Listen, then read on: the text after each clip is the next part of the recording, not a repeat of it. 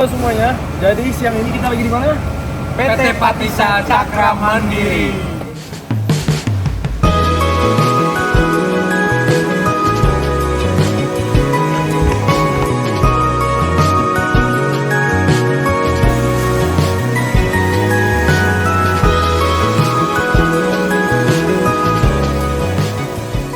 Halo semua, perkenalkan kami dari Indonesia University kelompok 3 dari mata kuliah Family Business.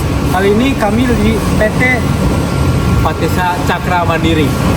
Nah, di sini kita bakal nge-interview seorang entrepreneur di Nah, sukses banget pokoknya. Perkenalkan, nama saya Steven Yonianto dengan NIM 2902642070.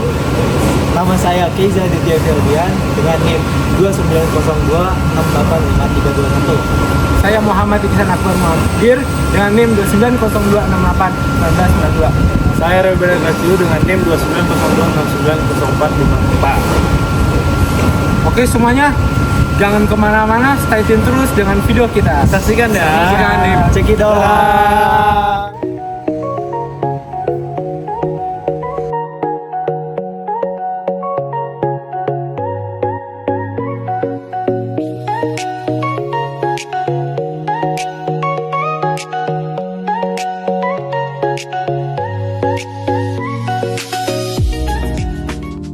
Pak, jadi di sini kami mau perkenalkan diri dulu. Ya. Kami dari Binus Bandung. Ini izin mewawancari Bapak. Ya. Nah, di sini boleh nggak sih Bapak perkenalkan diri dulu? Diri dulu. Ya, sama PT-nya. Ya. Oke. Perkenalkan, saya Oki Setiawan dari PT Patisa Cakra Mandiri. Saya menjabat sebagai Direktur Utama. Boleh menceritain singkat tentang latar belakangnya perusahaan Bapak ini? Oke, jadi awalnya melihat opportunity dari tingginya harga BBM sehingga cost transport untuk mereka mengirim dari luar Bandung ke Bandung itu menjadi masalah, dan kita melihatnya bahwa itu sebagai peluang untuk didirikannya industri di Kota Bandung. Nanti ke pertanyaan berikutnya. Ya. Berapa banyak anggota keluarga yang terlibat bisnis Bapak ini? Ya, saat ini anggota keluarga yang kita bina kurang lebih ada 2 orang untuk sementara. Satu anak saya yang pertama, yang kedua keponakan saya di sini. Kebetulan keponakan saya berpengalaman di bidang HRD, Human Resource Development. Jadi sementara anak saya yang satu ya mungkin alumni juga angkatan 25, lebih ke kreatifpreneur yang akan kita kembangkan di sini. Oke. Nah, menurut Bapak nih tantangan apa sih Pak yang mungkin bakal Bapak alami dalam membimbing keluarga Bapak? Oke. Tantangannya sebetulnya sih lebih ke disiplin dan motivasi ya. Kalau secara keilmuan dari Gunung sudah cukup. Yang terlebih sekarang adalah pengalaman-pengalaman non pendidikan atau pengalaman-pengalaman lapangan yang harus secara kontinu diberikan ke mereka-mereka untuk dididik. Baik Pak, kita ke pertanyaan selanjutnya itu tentang pengambilan keputusan. Nah, yang pertama ini, kalau ada keputusan penting atau masalah mendadak nih Pak di dalam perusahaan, gimana sih biasanya cara diskusinya bagaimana? Apakah anggota keluarga juga bebas memberikan pendapat atau bagaimana? Ya, jadi sebetulnya anggota keluarga dan non anggota keluarga masing-masing sama punya kewajiban terhadap perusahaan sesuai dengan departemen apa bagian yang mereka kuasai. Jadi pada saat ada masalah mendadak, kita biasanya rapat yang dinamakan rapat manajemen. Jadi biasanya sesuai SNI kita tercatat adanya undangan, adanya daftar hadir. Jadi semendadak-mendadak apapun undangan itu sudah siap disebar. Nah, mengenai peranan anggota keluarga, tatkala permasalahan itu di luar jangkauan atau departemennya, dia hanya istilahnya hanya memahami saja, tidak menentukan ini harus bagaimana dan bagaimana. Jadi profesionalitas dalam satu tim itu tetap diberlakukan. Dalam pengambilan keputusan saat ada masalah Pak, siapa sih yang biasanya sering terlibat yang di dalam pengambilan keputusan? Di kita itu ada tingkatan manajer yang itu menjadikan inti dari manajemen itu sendiri. Yang kedua ada supervisor, dan yang ketiga ada personel produksi langsung. Tergantung kasus yang terjadi, bisa ketiganya berkumpul, bisa hanya dua saja antara manajer dengan supervisor, atau bisa hanya kalangan manajer saja yang berkumpul. Dan untuk mengambil keputusan di kita ada satu sistem sesuai SNI juga, bahwa untuk permasalahan tertentu diputuskan dengan kondisi yang terdekat gitu ya, bukan atas dasar keputusan satu orang saja.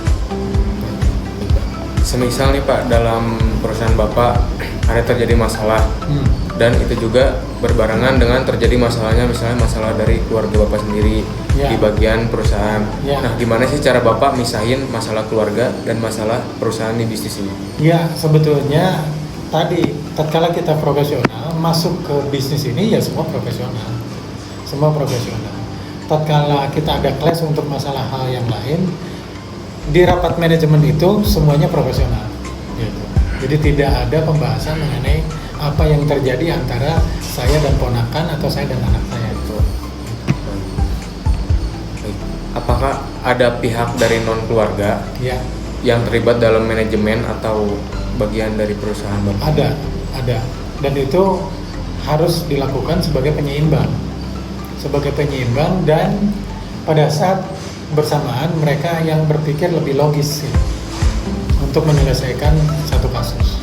Pak, kita mau nanya nih tentang kayak strategi bisnis sama prioritas perusahaan Bapak tuh apa? Nah, menurut Bapak tuh strategi utama PT Bapak tuh untuk pertahanin bisnis Bapak itu? Oke.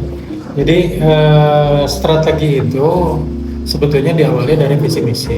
Visi misi kita adalah bagian dari pemenang. Kalian lihat di sini bahwa ada sampai 12 merek yang berlainan yang diproduksi di sini.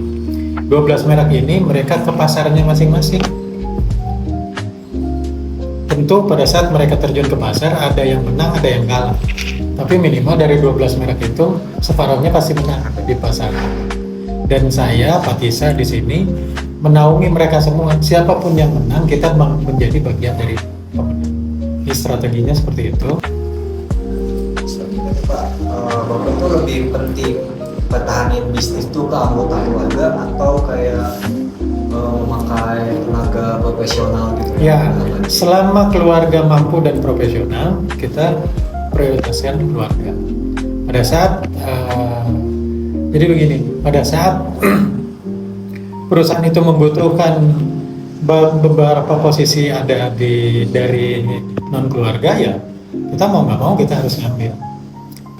Oke Pak, untuk next topik kita di succession, di penerus dan pergantian kepemimpinan. Nah, yang pertama, siapa Pak yang saat ini sudah Bapak tentukan sebagai calon penerus perusahaan?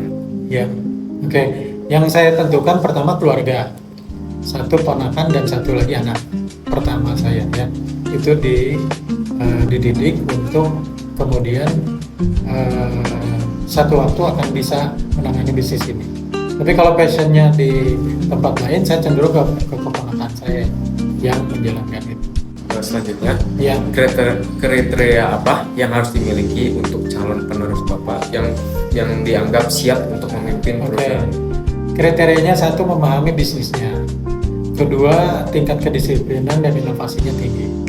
Yang ketiga, jujur. Yang keempat adalah komunikatif dengan apa yang hari-hari menjadi permasalahan di industri ini. Yang kelima adalah bulat dan tahan banting. Selanjutnya, bagaimana cara Bapak atau cara perusahaan mengajarkan atau melatih untuk generasi selanjutnya, Pak? Seperti hanya bayi baru lahir, brojol langsung masuk ke kolam renang. Nah, seperti itulah. Jadi kita mengenalkan dengan berbagai kasus yang ada. Tanpa mereka memahami atau mengalami sendiri, berbagai tantangan yang mereka hadapi, yakin mereka hafalnya hanya teori. Terakhir Pak, Ya. apa sih yang paling Bapak sendiri khawatirkan dalam proses pergantian kepemimpinan nanti? Ya, sebetulnya nggak ada yang dikhawatirkan selama semua mau belajar dan semua mau secara disiplin mengikuti alur yang sudah ada dan berinovasi sesuai zamannya, itu aja. Jadi nggak ada yang perlu dikhawatirkan. Masing-masing